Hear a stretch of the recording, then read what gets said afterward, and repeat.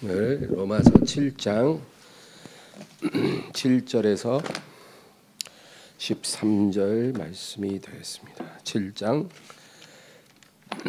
7절부터 13절까지 다 같이 읽습니다. 그런즉 우리가 무슨 말을 하리요? 율법이 죄냐? 그럴 수 없느니라.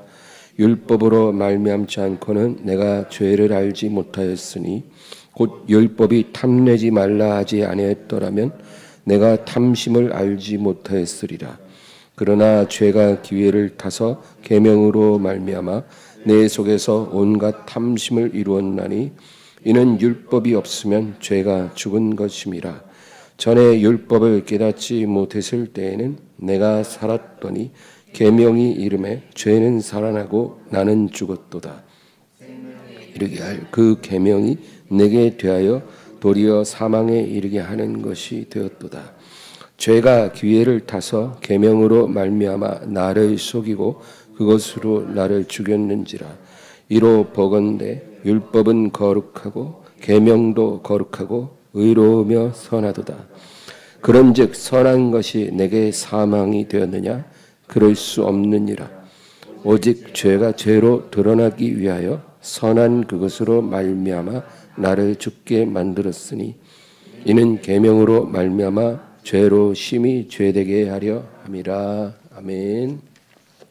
오늘은 율법은 복음으로 인도하는 등불, 이런 제목으로 말씀을 나누겠습니다. 유대인들은 참으로 흥미로운 민족입니다. 세상 모든 민족 중에 하나님이 특별히 선택하시고 부르셨지만 그 민족성이 굉장히 흥미롭습니다.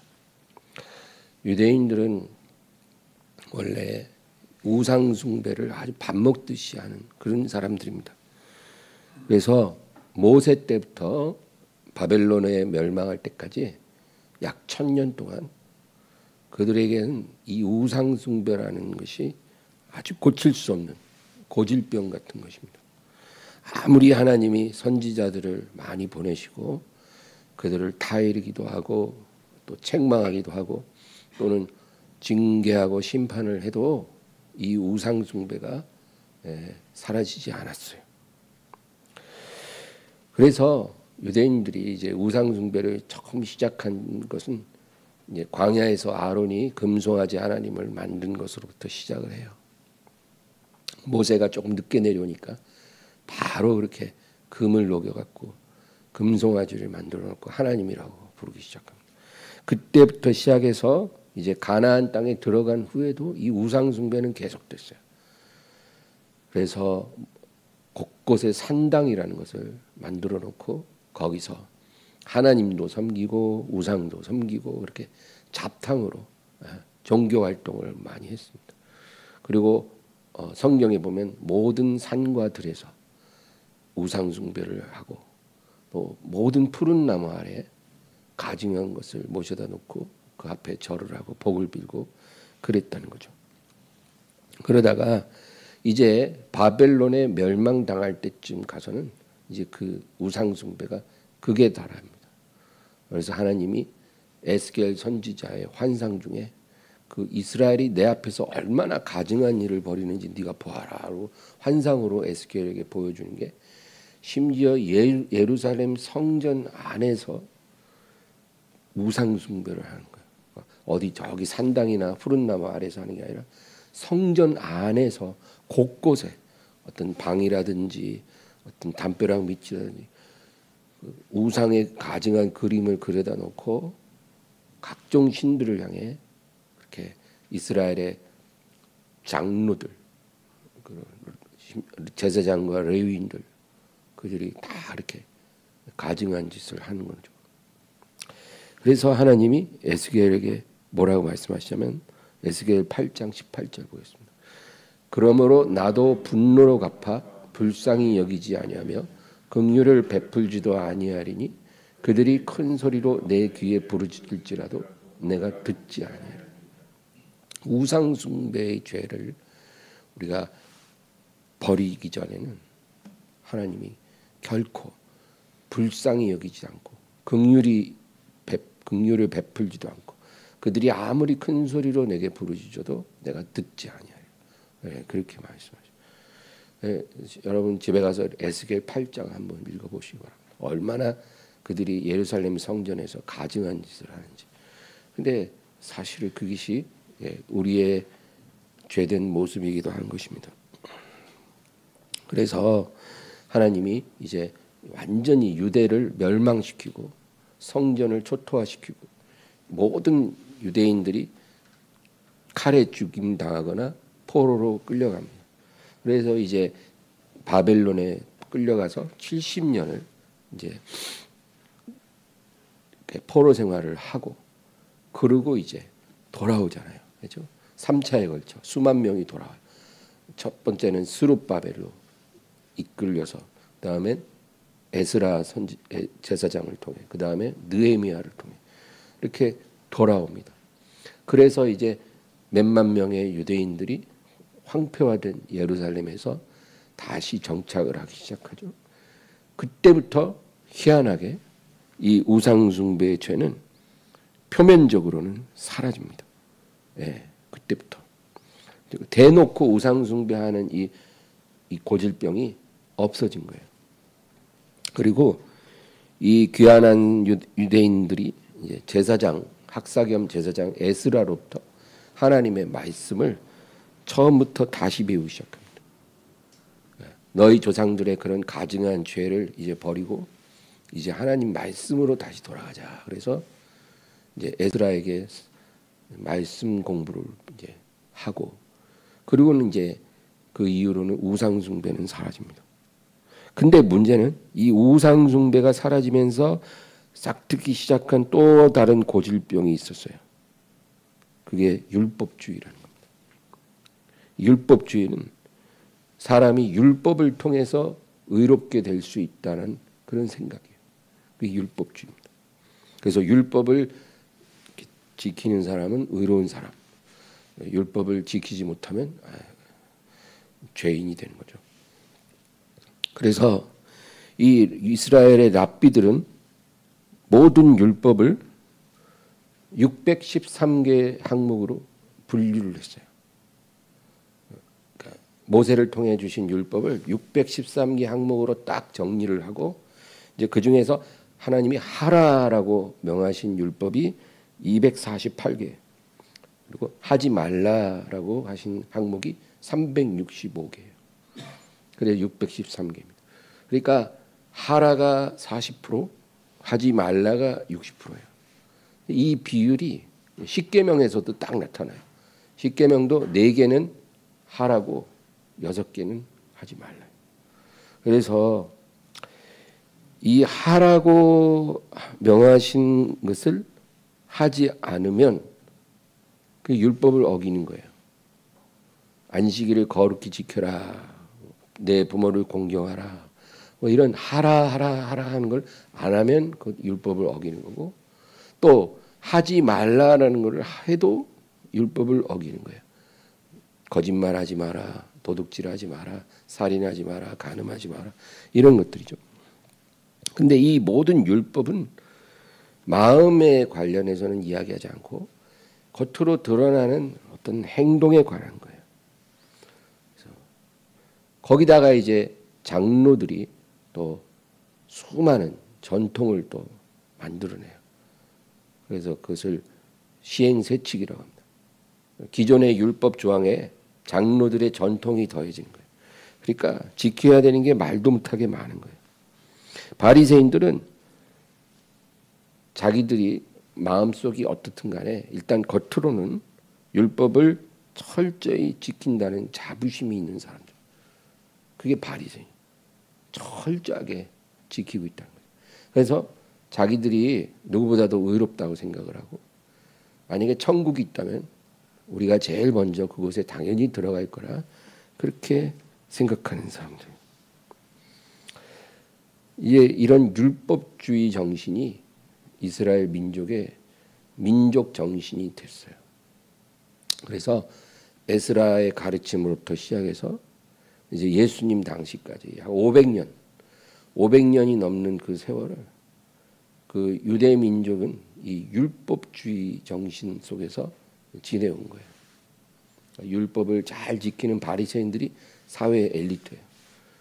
그리고 율법의 조항들을 잘 안 지키는 사람들은 완전히 천대받는 죄인이 되는 거죠.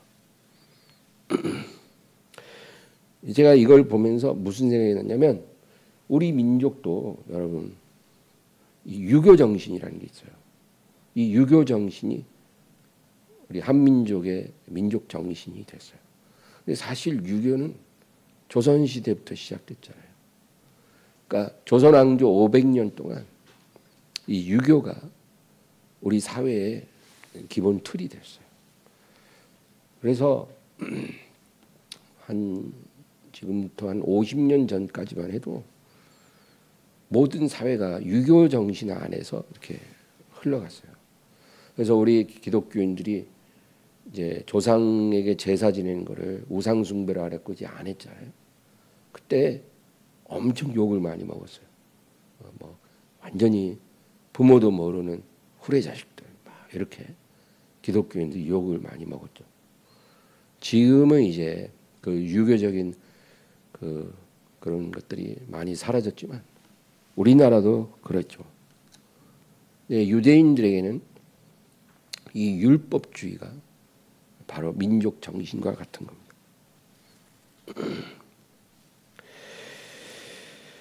그래서 바울 사도가 활동하던 초대교회 당시에 그 교회 안에 들어온 유대인 신자들이 발언권이 셌어요.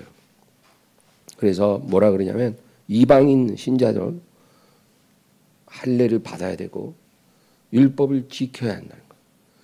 예수만 믿어서는 안 되고 예수님도 믿어야 되고 율법도 지켜야 한다. 그래야 구원을 받는 거다. 이런 식으로 주장을 하는 거예요. 교회 안에서. 그러니까 교회 안에 들어온 이방인들이 굉장히 혼란스러운 거예요. 아, 그러면 우리 다 또 할례 받아야 되냐? 우리가 뭐 율법 다 공부하고 지켜야 되냐? 그래서 예루살렘 교회에서 사도들이 모여 회의를 한 거죠.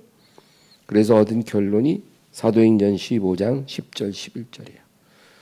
그런데 지금 너희가 어찌하여 하나님을 시험하여 우리 조상과 우리도 능히 매지 못하던 멍에를 제자들의 목에 두려느냐.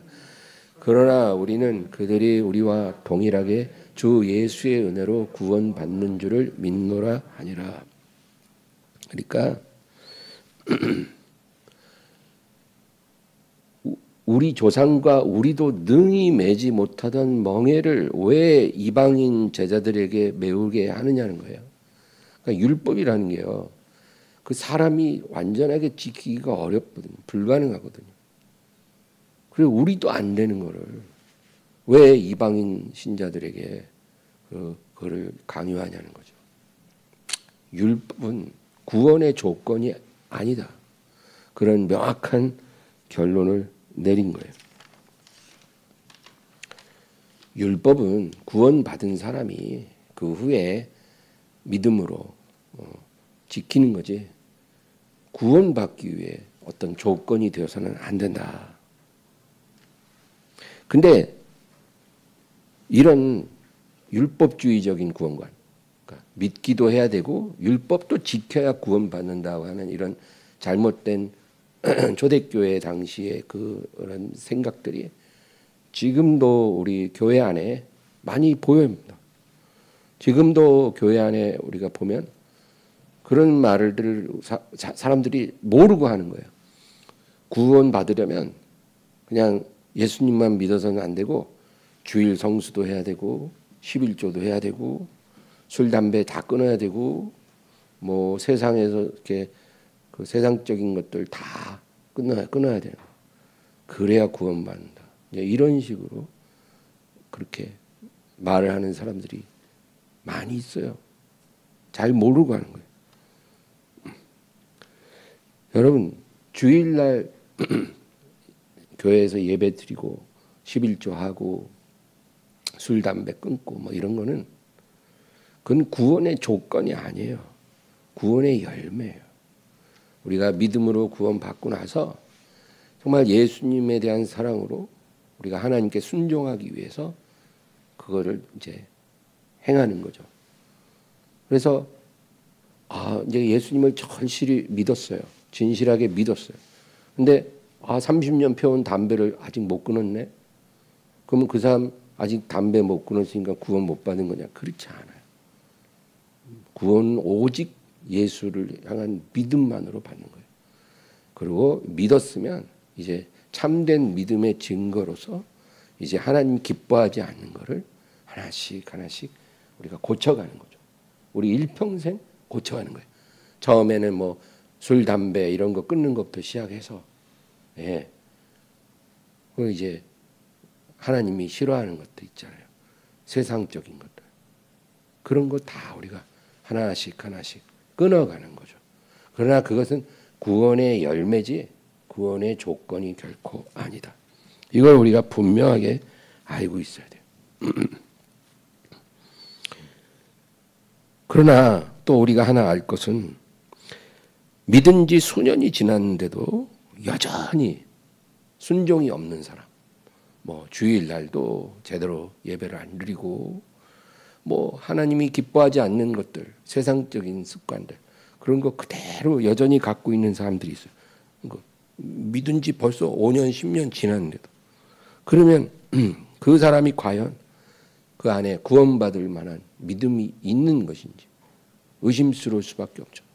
우리 누구도 누구를 정죄하고 판단할 수는 없지만 하나님이 보실 때 그렇다는 거예요. 내가 나를 볼 때 내 삶에 믿은 지는 꽤 오래됐음에도 특별히 달라진 게 없고 세상적인 거 아직도 버리지 않고 있고 이러면 내 믿음이 과연 산 믿음인가 스스로를 돌아봐야 되는 거예요. 그래서 야고보서에 행함이 없는 믿음은 그 자체가 죽은 것이야. 분명히 말하잖아요. 네가 정말 산 믿음이 있으면 행함이 없을 수가 없는데 어떻게 이렇게 순종이 없는가? 우리 스스로에게 물어봐야 되는 거죠. 그래서 예수님도 주여 주여 하는 자마다 천국에 들어가는 것이 아니라 내 하나님 아버지의 뜻대로 하는 자라에 들어가리라. 그거는 율법주의를 말하는 게 아니고요. 정말 믿었으면 하나님 아버지의 뜻에 순종하는 것이 당연히 따라왔어야 되지 않는가. 그게 믿음의 증거 아니냐. 그렇게 주님이 물어보시는 거예요.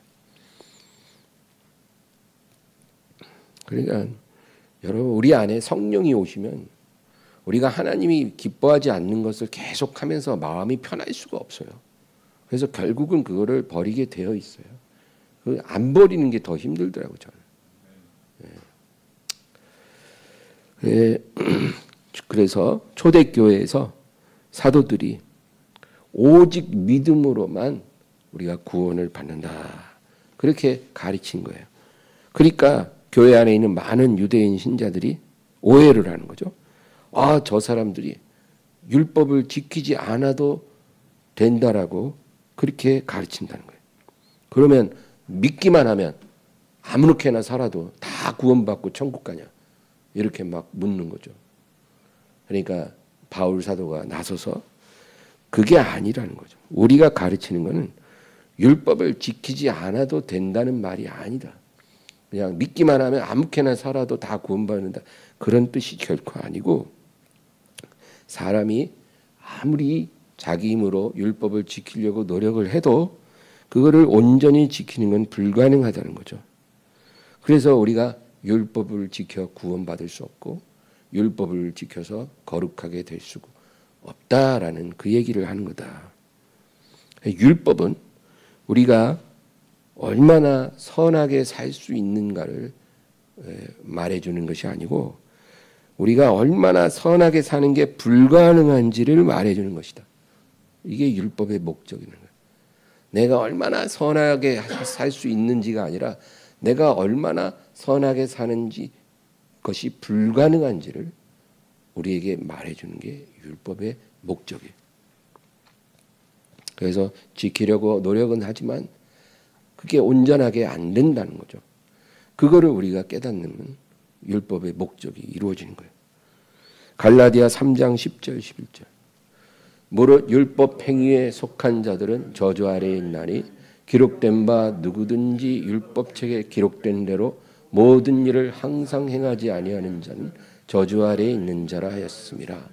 또 하나님 앞에서 아무도 율법으로 말미암아 의롭게 되지 못할 것이 분명하니 이는 의인은 믿음으로 살리라 하였음이라. 또 야고보 2장 10절 보겠습니다. 누구든지 온 율법을 지키다가 그 하나를 범하면 모두 범한 자가 되나니. 그게 율법의 논리예요. 뭐 율법 613개 있잖아요. 다 잘 지키다 한두 개 범하면 모두 범한 것과 별다를 바가 없다는 거예요. 그러니까 누가 율법으로 구원을 받겠냐고요. 누가 율법을 지켜 의롭게 되겠냐고요. 그건 불가능하다는 거죠. 그래서 바울이 이제 로마서를 통해 이제 그 얘기를 쭉 해온 거예요. 3장부터 5장에는 율법은 우리를 구원할 수 없다라는 얘기를 한 거예요. 율법으로는 우리가 구원받을 수 없다. 그 다음에 6장에서는 율법은 우리를 거룩하게 할 수 없다. 그러니까 우리가 율법을 지켜서 거룩하게 될 수 없다. 그거죠. 우리가 거룩하게 되는 것은 율법을 지켜서 되는 게 아니고 우리 안에 계신 성령을 순종하고 그분과 동행함으로 거룩함의 길을 걸어가는 거예요. 율법 조항을 지켜서가 아니라 우리 안에 계신 하나님의 영을 순종함으로 우리의 모든 것이 거룩하게 되어져 가는 거예요. 거룩함이라는 건 어느 순간 딱 이루어지는 게 아니고요. 하나의 과정이에요. 그래서 그걸 성화라고 해요. 성화. 일평생. 우리가 거듭난 순간부터 천국 가는 그 순간까지 우리의 일평생 진행되는 과정이 그게 성화예요. 거룩하게 되어져 가는 과정이에요. 그래서 이제 로마서 이제 7장에 보면 우리가 죄 앞에서 얼마나 무력한 존재인지 그거를 바울이 또 증언을 합니다. 우리는 다 죄 앞에서 무력하다는 거예요. 그 얘기를 이제 다음 시간에 하는 거예요. 바울이 14절부터 25절까지 7장. 거기서 이제 자기의 경험을 가지고 그 얘기를 하는 거예요. 우리가 지난 시간에 7장 1절에서 6절까지 했잖아요. 그 마지막 6절을 다시 읽겠습니다. 이제는 우리가 얽매였던 것에 대하여 죽었으므로 율법에서 벗어났으니 이러므로 우리가 영의 새로운 것으로 섬길 것이요 율법 조문에 묵은 것으로 아니할지니라. 이제는 우리가 예수 그리스도 안에서 율법에 대하여 죽었다. 그렇게 말하거든요. 예수님 안에서 우리는 율법에 대하여 죽은 사람이라. 우리가 이전에는 율법이라고 하는 전 남편과 우리가 살았는데 이제 우리가 예수님과 함께 십자가에서 죽었다는 거예요. 그래서 우리는 이제 전 남편, 율법이라는 전 남편의 법에 더 이상 매일 필요가 없다는 거예요. 왜? 그 전 남편과 살던 나는 십자가에서 죽었잖아요. 그리고 다시 태어났기 때문에 이제 우리는 그 법에서 벗어나서 이제 새로운 법으로 우리가 살아가게 됐다. 그래서 율법 조문에 묵은 것으로 이제 하나님께 나아갈 필요가 없다는 거예요. 전 남편의 법은 이제 끝났습니다.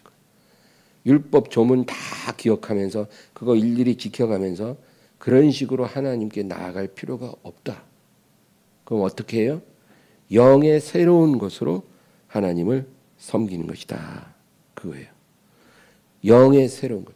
우리가 예수님과 함께 죽고 살아날 때 우리 영이 새로워졌잖아요. 다시 태어났잖아요. 그리고 우리가 새 마음을 받았죠. 새 마음 받았어. 그리고 우리 안에 성령이 와 계시는 거죠. 성령이 우리 안에 임재한다는 것은 하나님의 사랑이 우리에게 부어진 거예요. 하나님의 사랑이 막 부어졌어요. 그래서 우리가 성령 받으면 그렇게 눈물이 나는 거예요. 이런 사랑을 우리가 받아본 적이 없었거든.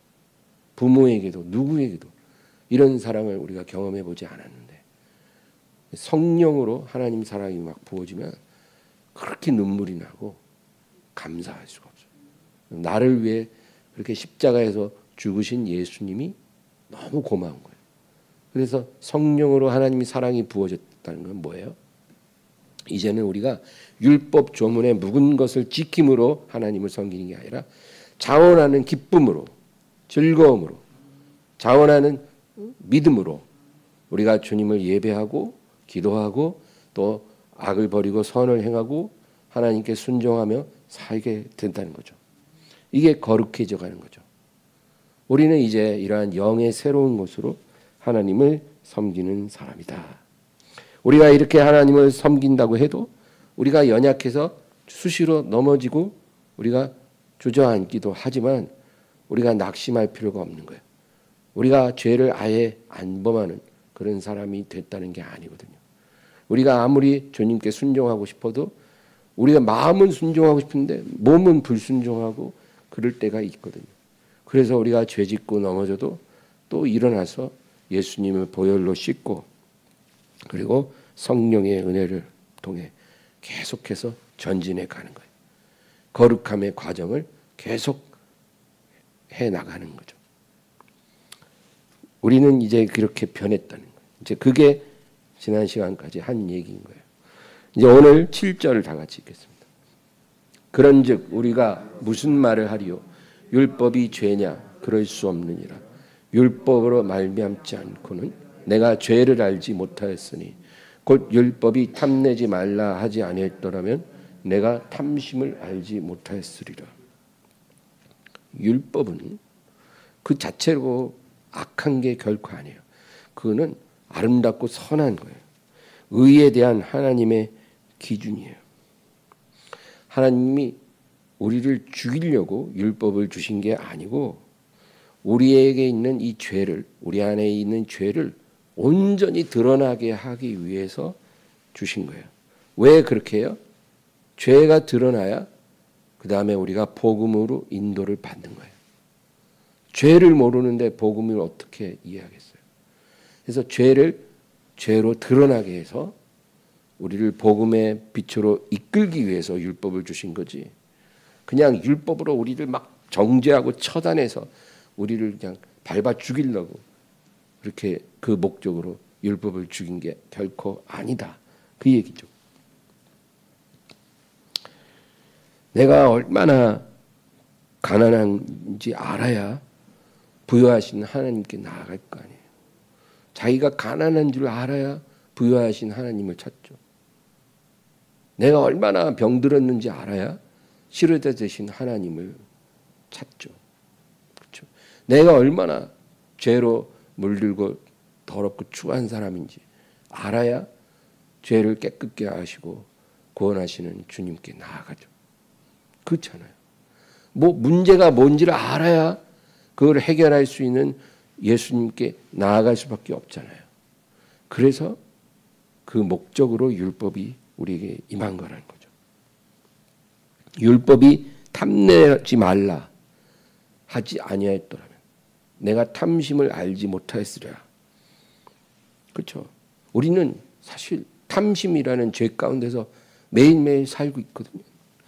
근데 율법이 이르기 전에는 그 탐심 속에 살면서도 탐심이 죄인 줄을 몰라요. 내가 그 죄 속에 살고 있는 줄을 모릅니다. 탐심을 갖고 살면서도 이 탐심이라는 죄를 내가 깨닫지 못하는 거예요.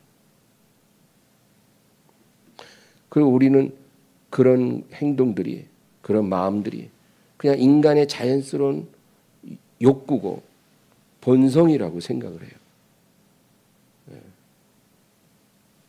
그런데 율법이 이름으로 내 안에 이 탐심이 가득하다는 걸 우리가 깨닫게 된다는 거죠. 그게 율법의 목적이다. 탐심이 죄인 걸 모른다고 그 죄가 없는 것은 아니에요. 똑같은 죄예요. 모르고 있을 뿐이지. 그러나 율법이 오므로 그것이 얼마나 나쁜 죄라는 것을 우리가 알게 되는 거예요. 8절 읽겠습니다. 그러나 죄가 기회를 타서 계명으로 말미암아 내 속에서 온갖 탐심을 이루었나니 이는 율법이 없으면 죄가 죽은 것임이라. 우리 안에 있는 죄가 어디 있어요? 우리 안에 있어요. 이 죄가 기회를 타서 계명으로 말미암아 우리 속에서 온갖 탐심을 이뤘다. 아까 얘기한 거랑 같은 의미인데, 그러니까 무슨 뜻이냐면 율법을 우리가 몰랐다고 해서, 탐심이란 죄를 우리가 인지하지 못한다고 해서 그 죄가 없어지는 건 아니죠. 그대로 있는 거예요. 그래서 그것이 죄인 줄 모르고 그 안에서 살던 내가 그 율법으로 인해 그 죄를 깨닫게 될 때 그 탐심이란 죄가 수면 위로 드러나지는 거죠. 그거를 여기서 내 속에서 온갖 탐심을 이루었다. 이제 이렇게 표현하는 거예요. 율법이 없었으면 내가 죄로 깨닫지 못하고 있기 때문에 죄가 없는 것처럼 느꼈을 거 아니에요. 율법을 모를 때는 죄인 줄 모르니까 죄가 없다고 생각하고 당당하게 살아요.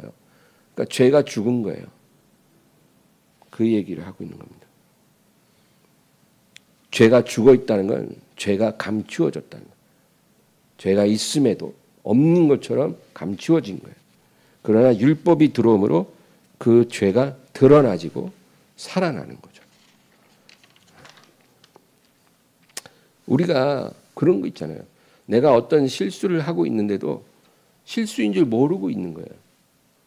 그런데 누가 와서 너 이렇게 하면 안 돼.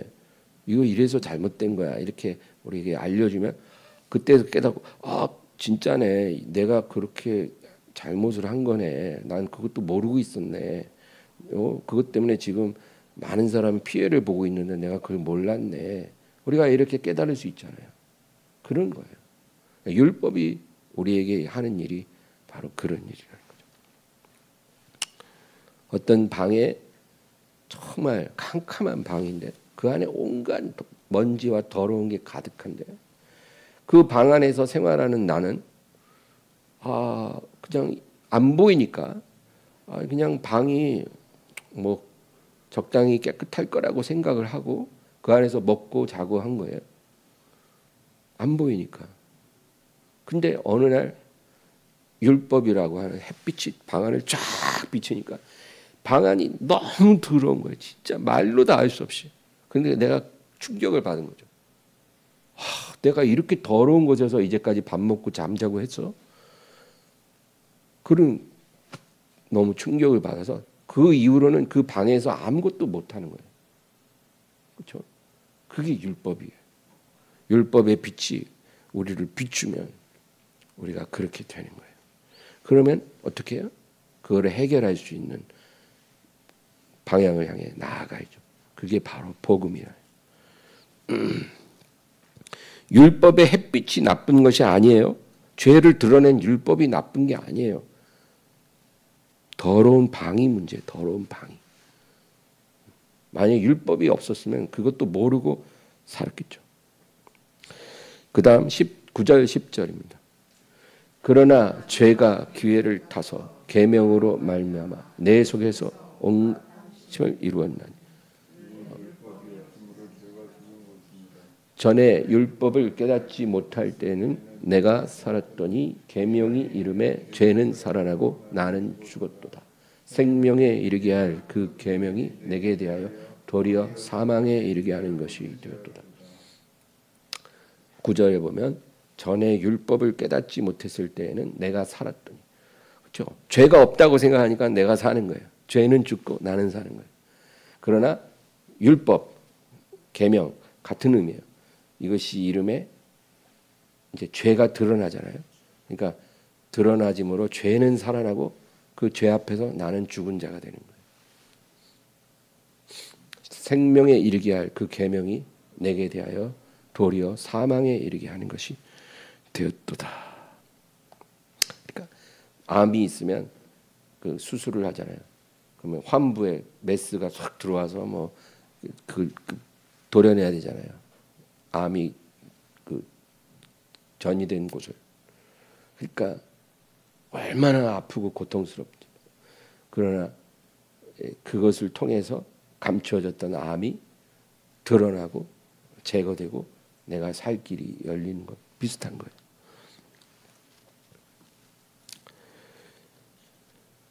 바리새인이었던 바울도 예외가 아니라는 거예요. 바리새인들은요, 표면적으로만 철저하게 지키는 거지 그 마음속까지 깨끗하게 하지는 않아요. 그런 거는 율법에도 없어요. 율법은 겉으로 드러나는 거를 말한다고 그들은 생각했기 때문에 마음은 신경 안 썼어요. 그래서 예수님이 바리새인들을 저주하신 거예요. 화 있을진저 외식하는 너희 서기관과 바리새인이여. 그 말은 외식이라는 게 뭐야? 이중적이라는 거예요. 겉으로만 그럴듯하고 속은 더럽다는 거예요. 이게 너희들의 특징이야. 너희는 너희가 율법을 지킨다고 자랑하지만 너희 마음은 너무 더럽다는 거예요. 잔과 대접의 겉만 깨끗하고 속은 더러워. 회칠한 무덤이라 겉으로만 거룩하지 속에는 해골과 더러운 것이 가득한 무덤과 같아. 예수님이 그들을 저주하셨어요. 예. 그래서 이게 율법의 의미를 모르고 있는 거예요. 바리새인들이. 율법이 사실 원하는 건 그게 아니에요. 그래서 예수님이 그걸 다시 가르쳐 주신 거예요. 형제를 미워하는 게 살인과 다를 바 없다는 거예요.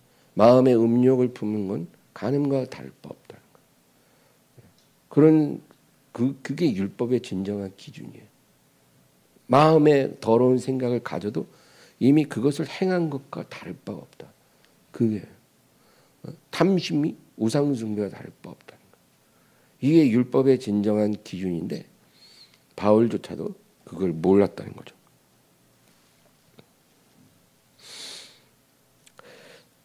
우리가 교회를 오래 다니고 하나님의 말씀을 배울수록 죄가 작아졌을까요?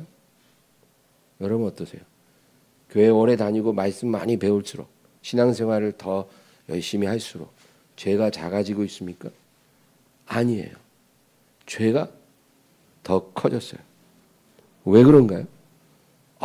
신앙생활 하면 할수록 죄를 점점 더 많이 지어서 그런가요? 그렇지 않죠. 죄는 오히려 더 적게 지을 거예요. 근데 왜 죄가 작아지지 않고 더 커집니까? 이전에 죄라고 생각하지 않았던 것들이 하나님의 말씀을 통해서 죄로 드러나잖아요. 그러니까 죄가 점점 커지는 거예요. 회개할 게 점점 줄어야 되는데 회개할 게 점점 많은 거예요. 옛날에는 회개할 이유도 없을 거라고 생각했던 것들이 이제 회개해야 되는 거예요. 그게 하나님의 말씀이 행하는 역사예요. 말씀을 배울수록 회개할 게 많아져요. 그게 정상이에요. 그래서 이렇게 율법과 계명은 우리를 복음으로 안내하는 초등교사다. 그렇게 말씀하는 거예요. 초등교사들이 초등학생들 데리고 인솔하잖아요. 그죠? 소풍 가면 인솔하고. 그런 식으로 율법은 우리를 복음으로 안내하는 초등교사예요. 우리를 죽이기 위한 것이 아니라 복음 안에서 우리가 영원히 살게 하려고 우리를 안내하는 안내자예요. 11절 보겠습니다. 죄가 기회를 타서 계명으로 말미암아 나를 속이고 그것으로 나를 죽였는지라. 그러니까 여기 보면 율법과 계명이 우리를 죽이는 게 아니고요. 죄가 우리를 속이고 죽인다는 거예요. 이거를 우리가 혼동하면 안 돼요. 우리를 죽이고 속이는 거는 죄예요. 우리 안에 있는 죄가 기회를 타서 계명을 이용해서 우리를 속이고 그것으로 우리를 죽인다는 겁니다. 여러분, 죄는요, 율법을 이용합니다. 그래서 우리가 율법을 모를 때는 죄인 줄 모르니까 그냥 내비둬요. 그렇게 살다가 죽으라고. 근데 이제 우리가 율법을 알면 죄가 깨달아지잖아요. 죄를 알게 되잖아요. 죄가 드러나지잖아요. 그러면 그때 그 죄가 그 율법을 이용해서 우리를 막 정죄해요. 우리를 비난하고 우리에게 수치감을 주고 우리를 절망시킵니다. 봐봐. 너 이게 잘못된 건지 알잖아. 근데도 너는 이렇게 반복해갖고 이런 죄를 짓고 있잖아. 너같이 형편없는 사람을 하나님이 어떻게 사랑하시겠니? 하나님이 너를 사랑할 수가 없어. 너가 이렇게 율법을 매일매일 어기는데 어떻게 하나님이 너를 사랑하고 이뻐할 수 있겠니? 너는 하나님이 이미 포기하셨을 거야. 하나님이 너 같은 사람은 사랑하실 수가 없어. 너는 용서받기 어려울 거야. 이런 식으로 죄가 기회를 타서 이 계명을 이용해서 우리를 속여요. 그 거짓말이잖아요. 하나님이 우리를 사랑하지 않을 거라는 거. 우리가 어제도 율법을 어기고 오늘도 율법을 어겼다고 해서 하나님이 우리를 포기하셨다. 그건 거짓말이에요. 그 우리를 속이고 우리를 죽음으로 몰아가는 거죠. 복음의 빛으로 나오지 못하게 하고 절망의 어둠 속에 주저앉게 만드는 거예요. 어떤 사람이 살인죄를 지었다고 쳐요. 살인죄를 지었어요. 그러면 이제 그 살인죄를 지은 죄인은 잡혀갖고 재판을 받죠. 그래서 사형 판결을 받았어요. 그래서 사형 집행이 이제 되는 거예요. 그러면 이 사람을 죽인 거는 뭐예요? 사형 제도가 이 사람을 죽인 겁니까? 아니면 살인죄가 이 사람을 죽인 겁니까? 사형 제도는 죄가 없어요. 사형 제도가 이 사람을 죽인 게 아니에요. 살인죄가 이 사람을 죽인 거예요. 마찬가지예요. 율법이 우리를 죽인 게 아니라 죄가 우리를 죽이는 거예요. 율법은 하나님의 의에 대한 기준이기 때문에 선하고 아름답고 거룩한 거지만 결국 죄가 이 율법을 이용해서 계명으로 말미암아서 우리를 속이고 우리를 죽음으로 몰아가는 거예요. 그러니까 우리는 율법을 미워하면 안 되고 율법은 너무나 고마운 거예요. 우리를 복음으로 인도하니까. 죄를 미워해야 됩니다.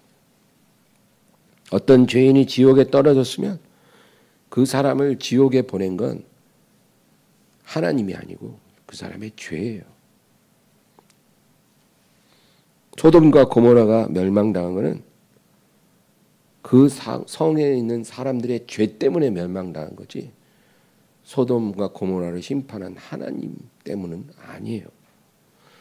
이 진리를 우리가 받아들이면 우리는 율법을 통해 복음으로 들어오게 되는 것입니다. 하나님이 세상을 이처럼 사랑하사 독생자를 주셨으니 이는 저를 믿는 자마다 멸망치 않고 영생을 얻게 하려 하심이라.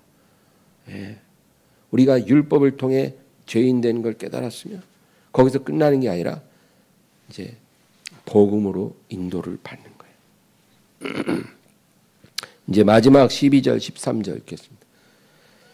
이로 보건대 율법은 거룩하고 계명도 거룩하고 의로우며 선하도다. 그런즉 선한 것이 내게 사망이 되었느냐? 그럴 수 없느니라. 오직 죄가 죄로 드러나기 위하여 선한 그것으로 말미암아 나를 죽게 만들었으니 이는 계명으로 말미암아 죄로 심히 죄되게 하려 함이라. 그 얘기죠. 율법은 우리를 죽이는 것도 아니고 악한 것도 아니에요.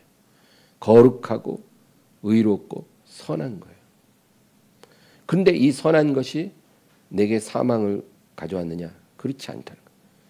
우리를 사망에 이끄는 것은 율법이 아니고 죄죠. 그래서 오직 죄가 죄로 드러나기 위하여 그 선한 그것으로 나를 죽게 만들었다는 거죠. 이는 계명으로 말미암아 죄로 심히 죄되게 하려 함이라.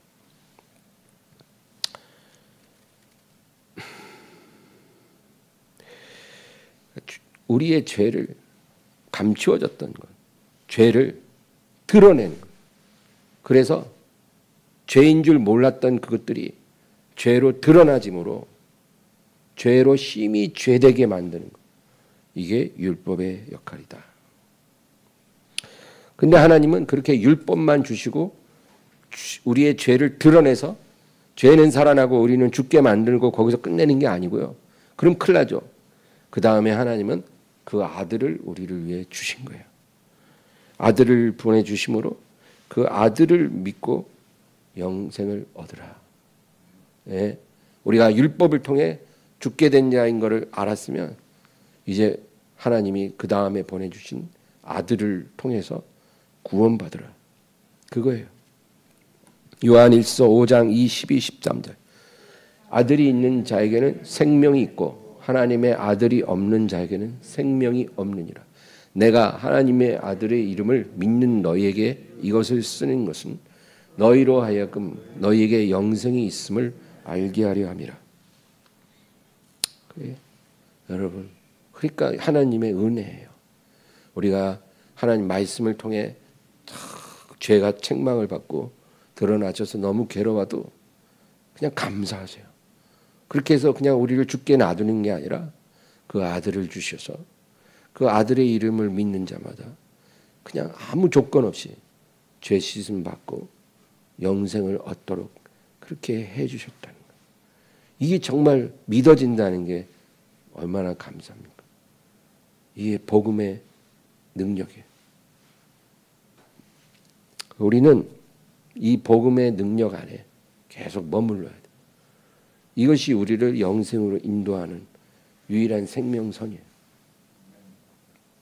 그런데 참 불행한 건 지금 이 세상에 사는 모든 사람의 90%가 이 하나님의 은혜를 들어보지 못했거나 아니면 들었어도 그것을 받아들이지 않고 있어요. 단 10% 정도만 이 주님의 은혜를 받아들이고 있어요.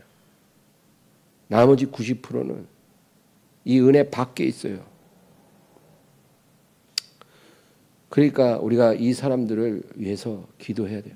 우리는 이 은혜 안에 계속 머물러야 되고 이 은혜에 대해서 들어보지 못하고 이 은혜를 거절하고 들어오지 않는 사람들을 위해서 기도해야 돼요. 교회 밖에도 많이 있죠. 교회 안에도 많이 있어요, 여러분. 교회 안에가 없는 게 아니에요. 교회 안에서 여러분 보세요. 아무것도 아닌 걸로 상처받고 분노하고 혈기내고 막 비난하고 이런 사람들 있잖아요. 그런 사람들 왜 그렇겠어요? 복음이 은혜를 몰라서 그래요. 자기 같은 죄인을 하나님이 어떻게 사랑하시고 그 아들을 통해 구원해 주셨는데 그걸 모르고 누가 내 발 좀 밟았다고 해서 그렇게 분노하고 화를 내고 혈기를 낸다는 거예요. 그건 은혜를 모르기 때문에 그래요. 교회 안에 그런 사람 많아요. 아무리 교회를 오래 다녀도 그런 사람들이 많아요. 우리는 그런 사람들을 위해서 기도하고 불쌍히 여겨야 돼요. 여러분, 우리 주변에 우리 부모, 형제, 이웃들 얼마나 이 복음을 모르고 사는 사람이 많습니까? 그들을 위해서 기도하고 또 우리는 그 은혜에서 떨려져 나가지 않도록 우리가 항상 머물기를 기도하시기를 주의 이름으로 축원합니다. 하나님 아버지 감사합니다. 주님 오늘 의지하오니 도와주시고 주여 우리가 이 말씀을 주셔서 우리의 죄를 깨닫게 해주신 모든 은혜 온전히 감사하고 또 그 아들을 통해 주신 복음의 은혜 안에 우리가 머물게 해주시니 감사합니다. 주님 이 은혜에 벗어나지 않도록 하시고 늘 감사하고 기뻐하고 성령의 새로운 것으로 주님을 기쁘시게 섬기는 저희들이 되게 하여 주시옵소서. 우리 주변에 이 은혜를 모르는 사람이 너무나 많사오니 주여 그들의 이름을 부르며 우리가 기도할 수 있는 은혜를 주시옵소서. 오늘 저희들의 모든 기도에 응답해 주심을 믿사옵고 예수님의 이름으로 기도합니다. 아멘.